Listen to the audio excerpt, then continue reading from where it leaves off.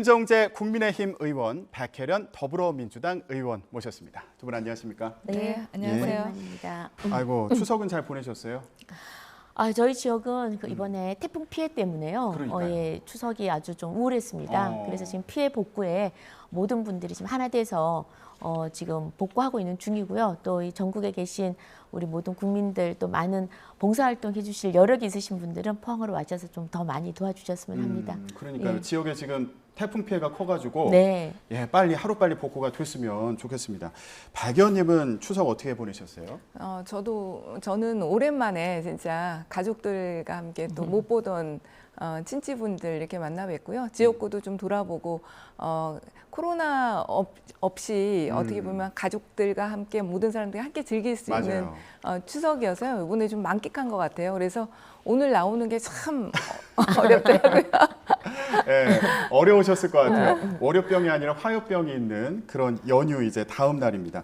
의원님, 그런데 좀 지역에서 이렇게 직접 들으신 추석 민심은 어땠는지 이것도 좀 궁금해요. 좀 간단히 얘기해 보면 어떻게 정리할 수 있을까요? 뭐 사실 이제 정치권이니까 정치 얘기를 할 텐데 이번에는 국민들이 다 정치 얘기보다는 다른 얘기들을 더 많이는 하셨던 것 같아요. 예. 어떻게 보면 이제 정치에 대한 피로감들이 크시고 또 3년 만에 가족들과 친척들과 이렇게 함께하는 추석이다 보니 그런 얘기가 많았는데 정치 얘기를 한다고 한다면은 무엇보다도 좀 윤석열 정부에 대한 실망 이것들이 굉장히 크신 것 같아요. 그래도 어쨌든 새로운 대통령을 뽑고 정권이 바뀌고 또 공정과 상식이라는 것을 기치로 내걸고 했기 때문에 그거에 대한 기대, 또 잘 살 수 있지 않을까 이런 기대들이 있었는데 모든 것이 무너졌다. 그리고 더욱이나 앞으로도 기대하기가 어렵다는 그런 실망감들이 굉장히 많으셨습니다. 그러셨군요. 네. 아니 근데 또 한편에서는 이거 정치권 이슈는 먹고 싶지 않은 반찬인데 왜 자꾸 추석 밤상에 올리려고 하냐 뭐 이런 분들도 계셔가지고 의원님은 좀 추석 민심 어떻게 들으셨습니까? 저희는 아무래도 저희 지역은 이번에 피해를 받았기 때문에 다들 피해받은 지역이 포항 남구인데요. 남구는 어떠냐 이런 걸 많이 서로가 얘기를 했었고 그거보다는 시장 가면 좀 힘든 거 이거 좀 해결 좀 해라. 정말 다들 힘들다. 그러니까 민생 문제죠. 첫 번째는. 그리고 아까 공정상식 얘기하셨는데 저희 지역이 제 지역구가 경북 포항이라서 그런 수는 있겠지만 도대체 대통령 뽑아줬더니 뭐 하는 거냐. 그래요? 처리할 거 좀 빨리빨리 처리해라. 공정상식. 그러더니 도대체 이재명 처리는 왜 안 하냐. 그 얘기였습니까? 그렇게 하는데요. 제가 보니까 지금 우리가 다 종합해 보면 결국은 정치권에서 주민들이 얘기하시는 거는 서로 공정과 상식에 대한 또 기준과 잣대가 다를 수 있지만 대통령이 민생 좀 살리고 그리고 법치대로 정상적인 나라가 될 수 있도록 해달라 그런 요구인 것 같습니다. 예. 그럼 그거는 좀 어떻게 보셨어요? 윤석열 대통령 같은 경우 이번 추석 연휴에 아까 저희가 전해드린 것처럼 이제 급식소에서 배식도 하고 민생 행보에 좀 집중하는 걸로 보였는데 좀 평가를 한다면 어떻게 할 수 있을 것 같으세요? 저는 이번에 모든 답은 현장에 있지 않습니까? 그래서 현장에서 정말 서민들이 많이 힘들어하고 있고 결국은 국가가 존재하는 이유가 이런 힘든 사람들, 약자들에 대해서 얼마나 잘 두터운 울타리가 되어줄 수 있느냐 이건데요. 거기 현장에 가서 또 느끼고 거기에 대해서 약자와 함께 하겠다는 또 표를 위한 정책이 아니라 진심으로 하겠다라는 그런 모습을 좀 보여준 것 같아서 아마 좀 긍정적인 그런 평가가 좀 나오는 것 같습니다. 네. 근데 민주당에서는 어제 기자간담회 하는데 국민들은 이런 거 민생 쇼로 본다 또 이런 지적이 나오기도 했어요. 의원님은 어떻게 보셨습니까? 사실 요번에 윤석열 대통령의 행보는 충분히 예상이 됐던 행보예요. 그러니까 진짜 이렇게 무료 급식소 가고 장병들 또 전통시장 어떻게 보면 대통령의 기본적인 행사라고 할까요? 예상이 충분히 됐기 때문에 좀 그만큼 주는 감동도 없었다. 좀 진정성이 있다고 느껴지지는 않았던 것 같아요. 그냥 갈래적인 행사라는 그런 느낌이 들었고 약자를 위한 동행, 약자와의 동행, 약자와의 복지 그걸 말씀을 하셨는데 이게 말과 행동이 일치되지 않는다. 왜냐하면 당장 지금 예산을 보게 되면요. 복지 예산이 엄청나게 깎였습니다. 그래요? 네, 그리고 노인 일자리 예산이라든지 정말 진정한 약자를 위한 예산이 굉장히 많이 깎였거든요. 그리고 정부의 기조가 그렇습니다. 그런 기조와 예산을 가지고 약자와의 동행, 약자를 위한 복지를 얘기한다고 하면 말과 행동이 일치하지 않는 거죠. 예. 윤석열 대통령은 표가 안 되더라도 진짜 어려운 분들을 돕는 그런 복지 정책을 펴겠다 이렇게 강조를 했는데 예산은 좀 꼼꼼히 따져봐야겠어요. 그러니까 방금 그런 문제죠. 예를 들어서 청년표 얻기 위해서 또 노인표 얻기 위해서 그냥 포퓰리즘식으로 예산을 그냥 펑펑 써줬던 게 바로 문재인 정부의 가장 큰 문제점이었습니다. 좀 더 장기적으로 젊은 청년들에게는 일자리를 마련해 주기 위해서 기업을 살리는 정책들 좀 더 롱텀으로 봐야 되는 거죠. 근데 그때 표에만 집착하고 그때 그냥 단 것만 주는 것에 그런 정책과 그런 예산 퍼주기 거기서 벗어나겠다는 거죠. 이번에 그 약자 복지를 진정한 의미에서 하겠다라는 건 바로 그런 의미에서 하는 말이고요. 지금 뭐 아까 말씀하신 그 예산 같은 것들이 과거의 그런 퍼주기 예산이라든지 순간적인 그냥 그러니까 짧은 단기 일자리 같은 것들 그런 것들 다 그런 예산들이 이제 좀 걷어내고 좀 긴 호흡으로 이제 긴 호흡으로 정책을 수행하는데 예산을 좀 배분하겠다. 네. 그게 이번 윤석열 정부의 기본 틀인 것 같습니다. 아, 예산 심사 언제부터 하는 거예요, 의원님? 사실은 이제 정기국회 때부터 시작됐다고 지금 이제 볼 수가 있는 건데요. 이제 기본적으로 얘기한다면 이제 본회의에서 대정부 질문 들어가고 예. 네, 그 다음에 이제 상임위 이제 국감이 들어가거든요. 그렇죠. 국감 끝나고 나면 이제 완전 전격적인 이제 예산 전국으로 들어가는 거죠. 근데 이미 이제 시작은 됐다 이렇게 보면 됩니다. 이제 다음 네. 주부터 대정부 질문 시작되니까 본격적으로 국회가 이제 활동을 하고 지금 두 분 의원님 이렇게 뵈니까 앞으로 또 공방 치열할 것 같다는 생각이 그러니까 듭니다. 예산에서도요. 그리고 저는 기본적으로 윤석열 정부가 마인드가 아직 예전과 같은 대기업 중심의 가진자 중심의 시각입니다. 그러니까 지금 예산 구조 보면 뭐 중장기로 보면 롱텀으로 보자고 하시는데 롱텀으로 볼 수 있는 예산 특별하게 저는 못 봤어요. 아, 그래요? 네. 언제 저희가 한번 예산 관련해서도 좀 꼼꼼히 따져보는 시간을 마련해 보도록 하겠습니다. 의원님, 그러면 일단 윤석열 대통령이 민생을 강조하고요. 그리고 이제 조만간 영국, 미국, 캐나다 순방도 이제 예정되어 있지 않습니까? 지금까지 보면 지지율은 한 30%대 초반 이렇게 유지를 하고 있는 상황인데 좀 돌파구를 찾을 수 있을 것 같으세요? 지금으로 봐서는 특별한 사실 돌파구가 보이지 않는 것 같아요. 제가 볼 때는 이 30%대가 고차가 될 것이다.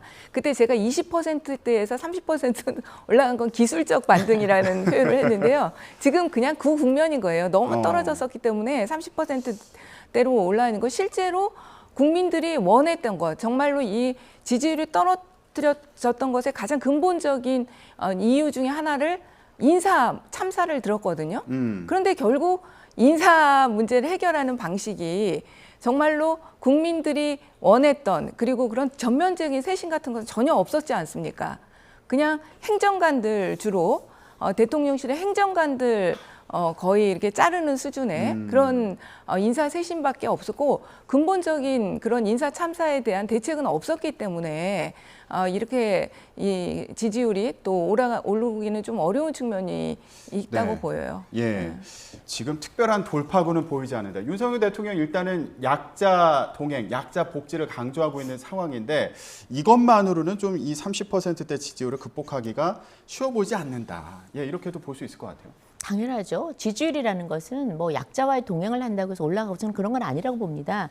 지금 떨어졌던 지지율이 급락했던 이유들이 있지 않습니까? 인사 참사라든지 아니면 특히나 우리 그 국민의힘 당 내에 내홍 컸습니다. 그리고 내용을 보면은 또 무능 또는 그다음 윤핵관 등등 많은 것들이 나오는데요. 그대로 반대로 역주행을 하면 됩니다. 무엇이 잘못됐는지를 일단 하나하나 다 걷어내야 되겠죠. 국민들이 답을 주신 거예요. 그 답에 따라서 서서히 하고 더 중요한 것은 그래도 민생입니다. 그래서 정책이나 예산이나 또 어떤 제도로 민생을 좀 챙길 수 있는 그리고 챙긴다고만 되는 게 아닙니다. 반드시 결과가 나와줘야 됩니다. 근데 이거는 하루아침에 나오는 게 아니죠. 그래서 저는 떨어질 때는 우리가 한번 성적 떨어질 때 훅 떨어지지 않습니까? 근데 다시 올라가려면 엄청난 노력을 해야 되고 또 그게 저는 시간이 상당히 길게 잡아야 될 것 같아요. 그래서 너무 조급해하지 말고 정말 진정성 있게 한다 그러면은 국민이 거기에 화답해주지 않을까 그렇게 생각합니다. 근데 지금 정치권에서 여야 상황도 이런 배경으로 영향을 미치지 않을까 싶기도 한데 일단 김건희 여사 특검이 필요하다. 민주당에서 이제 이렇게 주장을 하고 있고 또 이재명 민주당 대표에 대한 검찰 수사도 또 진행 중인 상황이고요. 이런 전국 상황이 국민들에게 참 답답함을 주는 거 아닌가 이런 생각도 드는데 여론조사 결과를 봤더니요. 김건희 여사 특검이 필요하다는 응답이랑 또 이재명 민주당 대표에 대한 검찰 수사가 표적 수사가 아니다. 이런 답변이 다 절반을 웃돌아서요. 그러니까 정치권에서는 이 문제로 대립을 하고 있지만 국민들이 볼 때는 이거 다 문제다 이렇게 생각하는 거 아닌가 싶어서요. 의원님 어떻게 보셨어요? 근데 그 김건희 여사 특검 문제하고요, 이재명 대표 수사 기소 문제를 동렬 순상에 놓고 보면 안 될 것 같아요. 왜요? 그리고 여론조사 결과도요. 어.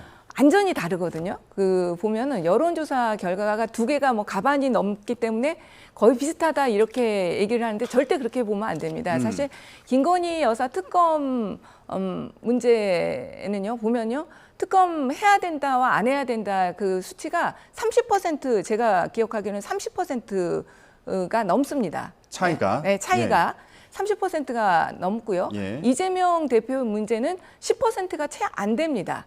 음. 네. 그러니까 안전이 다른 것이죠. 30%와 10%를 놓고 본다면 안전 국민 여론은 다르다고 봅니다. 김건희 여사 특검 문제에 대해서는 국민들 대다수가 해야 된다.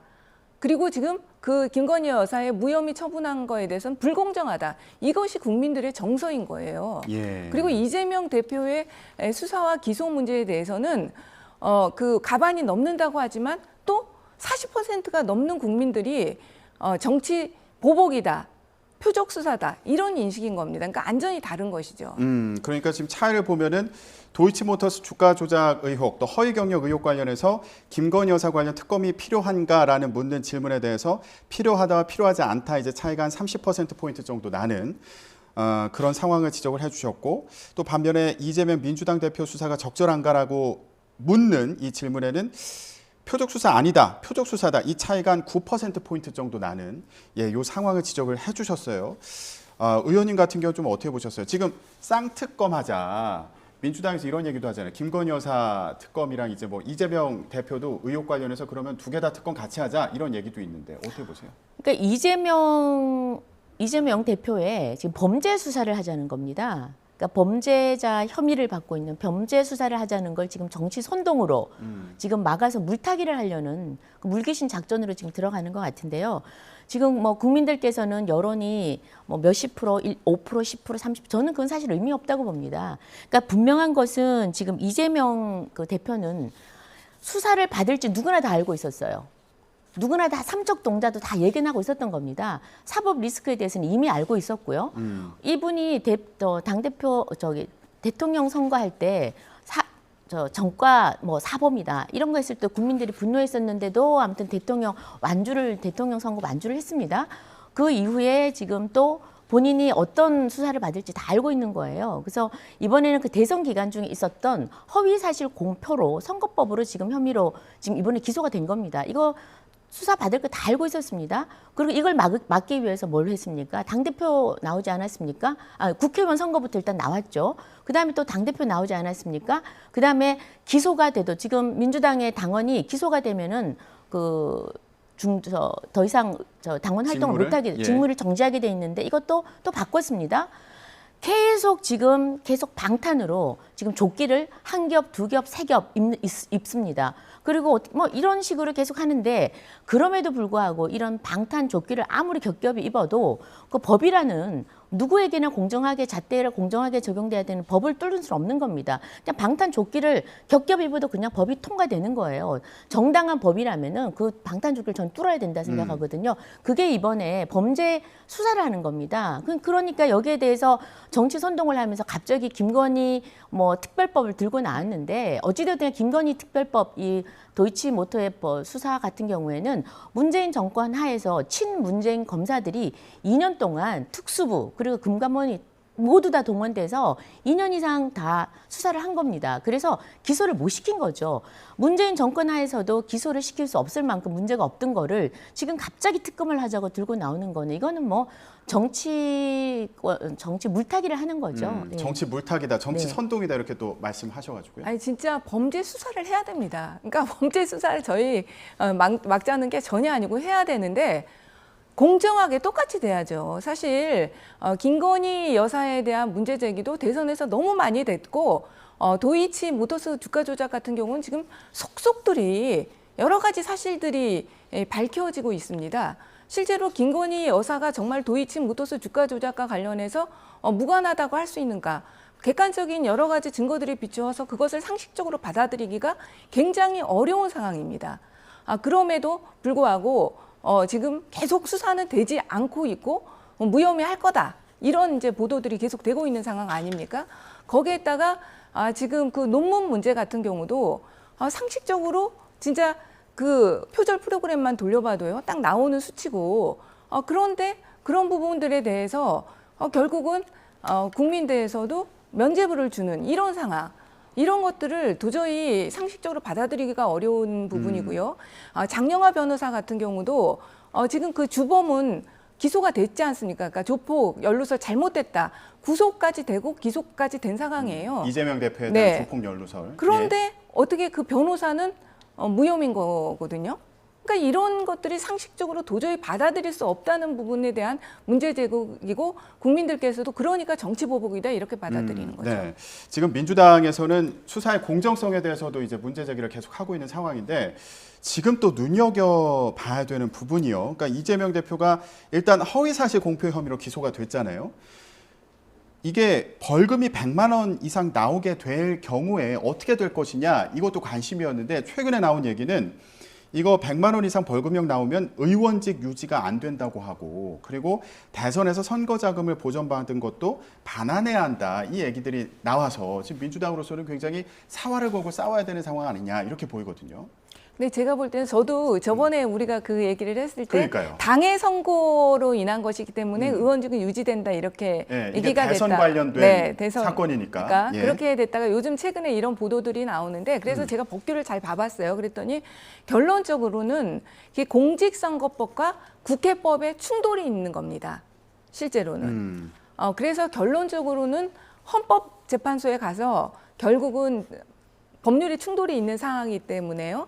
이게 판단을 받게 되지 않을까 이런 생각이 들어요. 예. 그런데 일단 공직선거법에서의 법의 취지는 그 당의 선거에 한해서 자격박탈을 하려고 법을 만들었던 것인데 국회법에서는 어쨌든 의원직 상실과 관련해서 이게 그러니까 피선거권이 박탈되게 되면 박탈되는 조항이 있는 거죠. 근데 국회법을 만들 때 제가 볼 때는 이런 상황을 예상하고 만든 것은 아닙니다. 네, 그때 진짜 대선 후보가 국회의원이 되고 또 대선 당시에 그것으로 이렇게 자격 박탈이 된다는 상황은 예상할 수 없었을 것 같습니다. 그래서 제가 볼 때는 헌법재판소에 결국 가게 되면 비례의 원칙이나 이런 것들에 비춰봐서 반하기 때문에 결국 불합치 결론이 나지 않을까 이렇게 예. 생각돼요. 그러니까 만약에 벌금 100만 원 이상이 나오게 되면 피선거권이 이제 박탈되는 거는 국회법에 이제 그 공직선거법에 공직선거법이고 예. 그 피선거권이 박탈되면 의원직이 박탈된다는 게 이제 국회법에 국회법. 있는 조항인데요. 두 개가 이제 서로 부딪히니까 헌법재판소로 가야 되지 않을까. 만약에 그런 상황이 생긴다면. 네, 만약에 그런 상황이 생기면 예, 앞으로 또 공방이 계속 될 것으로 보이는데 지금 민주당 상황 얘기해봤고요. 마지막으로요, 의원님. 국민의힘 얘기 안 할 수가 없어서 언제 이 상황이 정리되는 건가 싶은데 일단 비대위 관련해서요. 오늘 인선을 이제 할 것 같은 네. 그런 상황으로 예상이 되는데 그런데요. 만약에 이준석 전 대표가 법원에 가처분 신청을 또 했잖아요. 지금 4번째 가처분 신청까지 한 상황이잖아요. 이거 신문 뭐 내일 한다 그러는데 만약에 또 이번에도 인용이 된다면 법원에서 받아들인다면 국민의힘에서 어떻게 대응할 수 있을까요?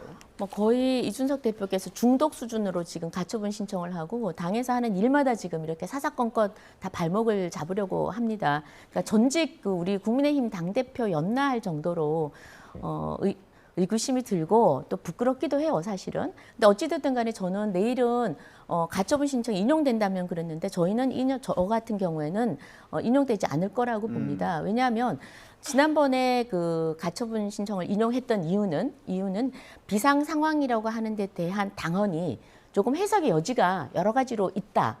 그래서 분명하지 않다라는 그래서 저 가처분 인용을 했었거든요.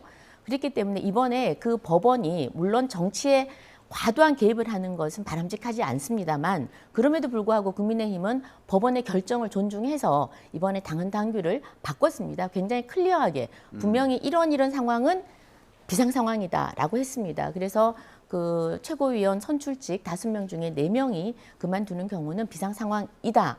또 이어야 한다라고 강행 규정을 했기 때문에 거기에 맞춰서 다시 새롭게 비대위를 구성하고 비대위원장을 선임을 했기 때문에 절차상에는 아무런 문제가 없다고 보고요. 예. 이것을 만약에 다시 법원이 한다 그러면 이건 정말 법원이 이제는 금도를 완전히 넘어서는 거라고 저는 보죠. 예. 알겠습니다. 법원에서 어떤 결정이 나올지. 일부에서 이제 이게 소급 입법이다. 그러니까 당원을 소급 고친 게. 그 한마디만 드릴. 예, 예. 법은요. 소급 입법이라는 건 이건 지금 소급해서 개정한 게 아닙니다. A가 잘못이라면 기존의 당헌 당규가 부족한 게 있다면 다시 개정을 하는 겁니다. 그리고 적용은 이후부터 합니다. 소급하지 않아요. 그런데 이준석 대표께서 뭐 때문인지 그 새로운 신조어를 뭐 소급 입법이라는 단어를 썼던데요. 적용은 소급해서 하지 않습니다. 그래서 그 용어는 분명히 잘못됐음을 좀 말씀드리고 싶습니다. 알겠습니다. 국민의힘도 이제 운명의 한 주를 맞이해가지고 네. 다음 주에 이제 그 상황을 가지고 또 얘기 나누도록 하겠습니다. 네, 정치권 이슈 여기까지 얘기하겠습니다. 김정재 국민의힘 의원, 백혜련 더불어민주당 의원이었습니다. 두 분 고맙습니다. 네, 감사합니다.